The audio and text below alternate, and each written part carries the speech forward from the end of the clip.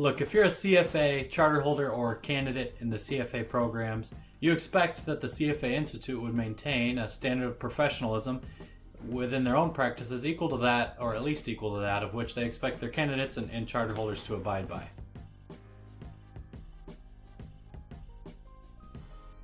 We all know that the CFA program is a globally recognized charter and in many areas considered the gold standard in finance and investing. So we want our experience and our connection with that program to be up to those standards as well. Aside from writing the questions, or in the case of level 3, grading the essay answers on the exams, the interaction that we as candidates have with test proctors is in a lot of cases probably the only contact that charter holders or candidates will ever have with CFA program representatives. So it's of paramount importance that CFA exam proctors are working up to that standard that we just discussed. By my account and by millions of others, that just isn't the case right now.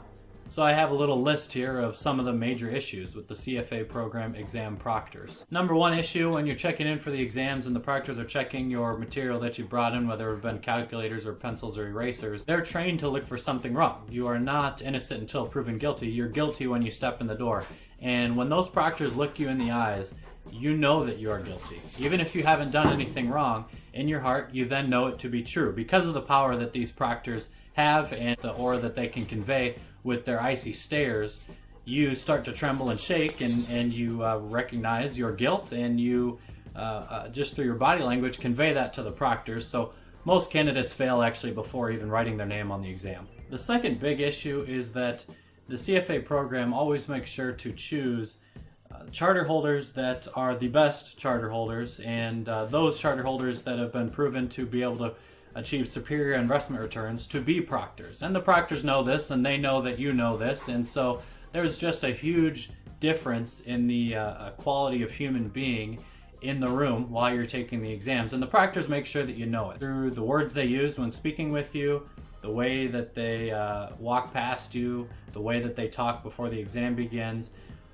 All of that is really meant by themselves, and it's encouraged by the Institute for them to silently communicate to you that they are much better than you and that you'll never amount to being as good as they are. Now you go through the exam, and by the end of the morning session you'll hear the words "stop writing now."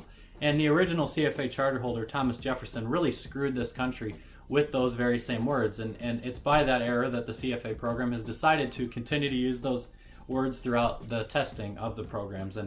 And you know, Thomas Jefferson's best friend, George Washington, when he was writing the Constitution, the Declaration of Independence, you know, the first 10, the preamble, he was finishing the 11th Amendment. The preamble was supposed to be 11 amendments, which was that taxation is theft.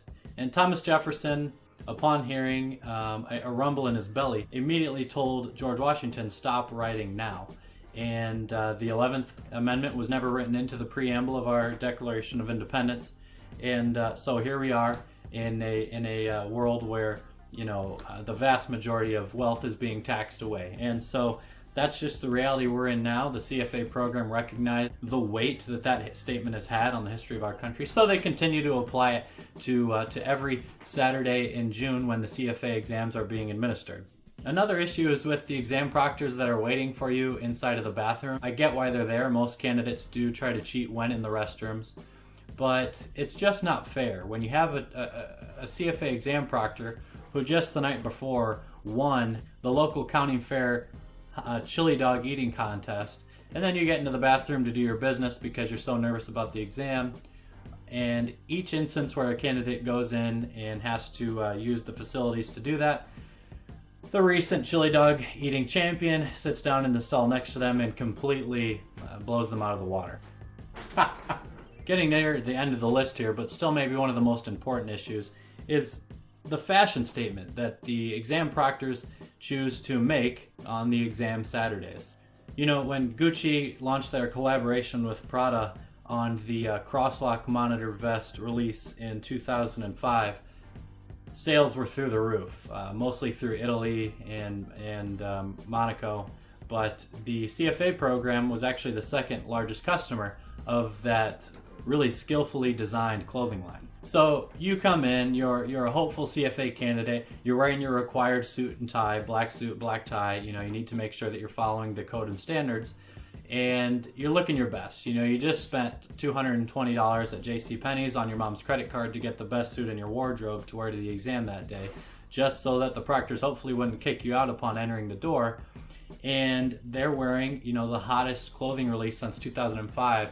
It really, just think back to when you were in middle school and you were wearing your beat up Goodwill shoes and a kid walked in with the new Nike Air Maxes.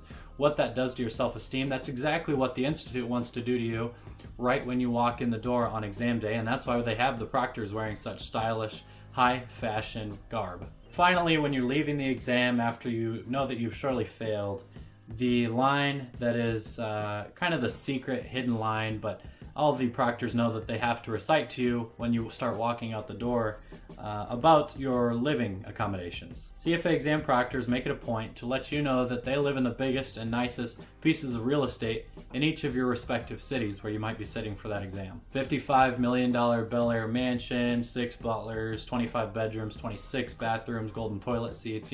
I've heard all the works in my Southern California testing experience. They look you up on Google Maps. They make sure they know exactly which trailer park you live in right before you go home, just so that they can really, rub some sand into the wound of the exam and point out the exact exponential factor that the square footage of their living accommodations beat yours by. Now, everyone likes to hear a good success story, so no one's really beat up by the fact that the exam proctors have the largest pieces of real estate in most high-end areas of the country and world. But just the way that they present and kind of carry themselves about that real estate, hey, I'm inviting all my friends and family and even people I don't care about to come over for a lunch party. Everyone except CFA candidates are invited. I don't know, it doesn't do all that much for the CFA brand to kind of consider what the CFA program thinks of them. So it's for those reasons that I think the program might need to reconsider how they're handling the situation with the exam proctors in the exam rooms today. And hopefully many of you will see this and voice some of your concerns directly to the exam proctors when you are taking your next CFA exam. Thanks for watching.